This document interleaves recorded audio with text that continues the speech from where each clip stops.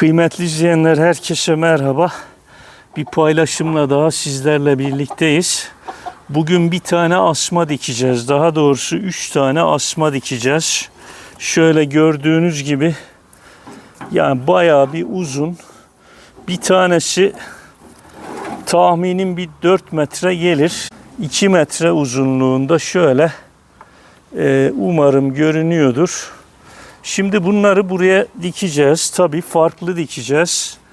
Şimdi ben birazdan niçin bunu bu şekilde buraya diktiğimi anlatacağım tabii ki. Bu tenekenin yarı yerine kadar su koydum. Biraz da tabii ki şöyle toprak atacağım. Dibinde bir miktarda toprak olsun. Evet, şu şekilde. Şimdi kıymetli izleyenler, tabii ki bizim şu arkada tel örgümüz var. Bilmiyorum şu anda kameranın açısında mı? Ben o tel örgüden istifade etmek için buralara asma diktim. Ama bir türlü bitmedi. Yani bu civara şöyle bir 30 metre mesafedeki alana asma diktim. Maalesef bitmedi. Yani şurada dut ağacımız var, incirimiz, bademimiz. Ama asmayı bitirmekte maalesef zorlandık. Şimdi ben bu tenekeye su koydum kıymetli izleyenler, şöyle yarı yerine kadar. Bunları tenekeyi şimdi kazdığım yeri göstereceğim. Bu tenekeyi gömeceğim. Tabii şu delikten de bu asmaları bu şekilde dikimini yapmış olacağız. Yani bu bölgede maalesef asma bitiremedik. Toprağına şöyle göstereyim size. Killi toprak gibi, şöyle kıymetli izleyenler bakınız. Şu şekilde toprağımız. Acaba su alta geçmedi mi suladığımız zaman?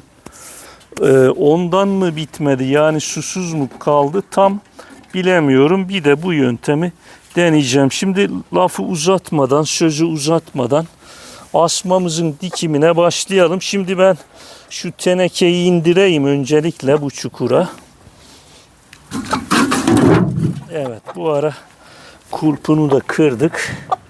Şimdi kıymetli izleyenler, tabi bunu bu şekilde plastikle de yapılabilir.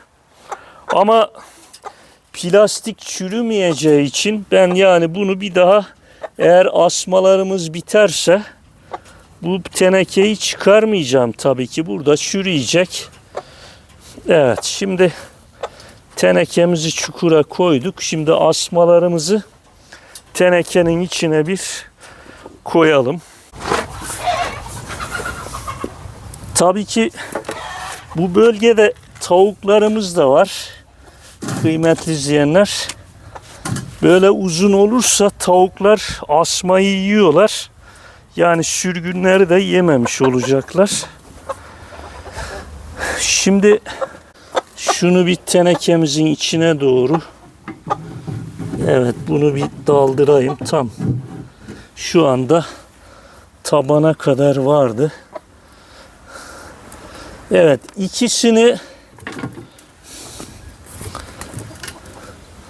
ikisi bu tarafta olsun. Tabi bunları kümesin üstüne alacağım.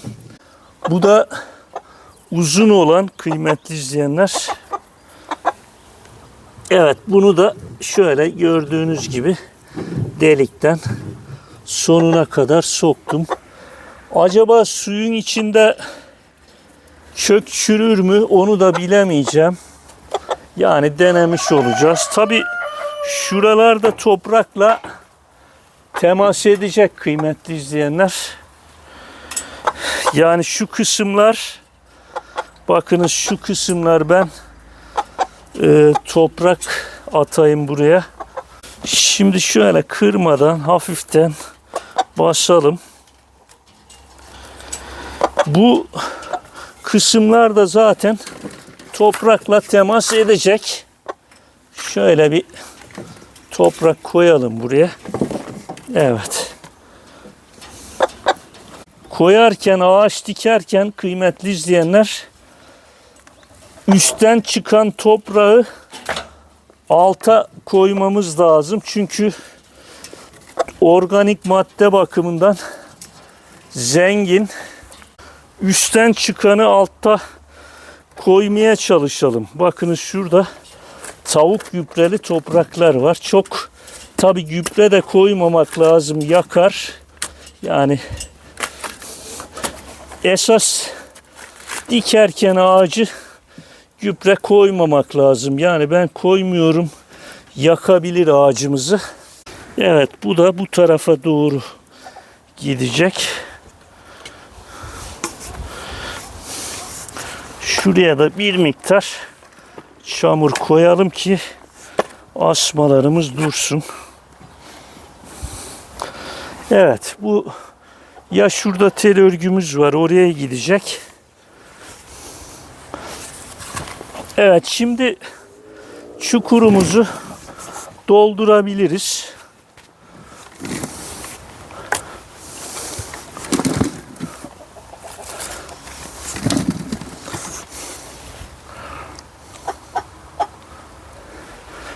Kıymetli izleyenler, asmamızın çukurunu kapatmış bulunuyoruz. Tabii ki alt sürgünleri tavuklar yiyebilir. Ama üstteki sürgünler yeter. Zaten çok da önemli değil. Eskiden bizim bölgemizde asmaları böyle yatırırlarmış. Yani çünkü yattığı her bölgeden, her gözden kök salacak. Yani tenekedeki sudan da beslenecek. Tabii normalde bu kadar uzun dikmemek lazım. Yani bitmeyebilir asmamız. Yani sürgün vermeyebilir, öyle bir sıkıntı var. Ama tenekede suyumuz var. İleride o su bitecek, belki Temmuz'a kadar yeter mi bilmiyorum. Zaten sulamasını da yapacağız. Bir de şöyle uzun bir alan, yaklaşık 2 metrelik bir alana yatırdık asmalarımızı. Yani şuralardan da kök salacağı için yani çimlenme, kök salma, sürgün verme ihtimali fazla. En azından denemiş olacağız kıymetli izleyenler. Tabii ki bunun sonucunu da inşallah sizlerle paylaşırız. Şimdi ben tel örgümü ve kümesin üstünü göstereyim. Bu kümesin üstüne çatı yapmayı düşünüyorum. Yani yaklaşık bir 7-8 metrekarelik bir kümesimiz var. 2 bölüm kümesimiz. Tabii şöyle ben göstereyim. Bunun üstünü güneş de alıyor. Değerlendirmiş olacağız. Yine şu tarafta da tel örgümüz var ama burada tabii bir tane dut ağacımız var. Bu taraf gölge olur. Aslında şu tel örgüye de almayı düşünebiliriz diyeceğim ama dut da büyüyor. Çünkü genç bir dutumuz, köküne bakarsanız. Burası uygun olmaz. Evet, bunu kümesimizin üstüne alacağız. Bu yöntemi de sizlerle paylaşmak istedim. İnşallah faydalı bir video olmuştur. Sizin de bu tarz yerleriniz varsa bu şekilde asma dikerek değerlendirebilirsiniz. Yorum, öneri ve görüşlerinizi bekliyorum. Şimdilik bu kadar. Hoşça kalın.